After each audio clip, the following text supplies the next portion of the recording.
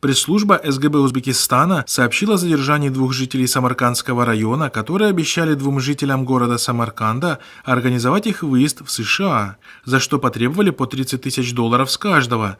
Во время оперативного мероприятия они были задержаны при получении 20 тысяч долларов в качестве аванса.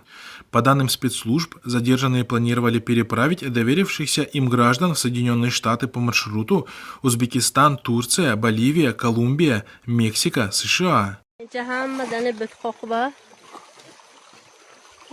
Следует отметить, что вышеуказанный маршрут для переправки в США стал за последнее время популярным не только среди жителей Узбекистана, но также и для жителей соседнего Таджикистана.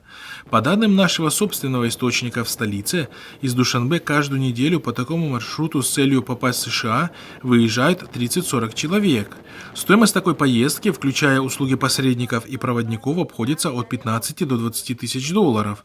Для того, чтобы переехать в США в надежде на лучшую жизнь, люди отдают все свои сбережения, берут в долг и даже распродают все имущество.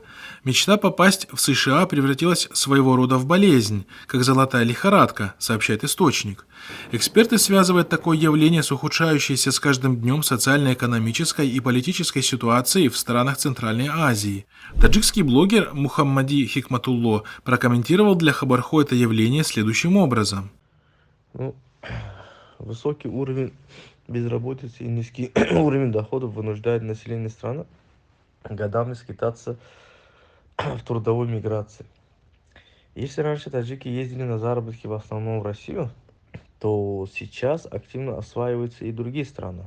Например, страны Евросоюза, Южную Корею и Соединенные Штаты Америки. Но в эти страны очень сложно попасть легальными путями. Из-за постоянного давления со стороны российских властей и населения трудовых мигрантов все чаще прибегают к новым маршрутам, надеясь обрести благополучие в странах Запада.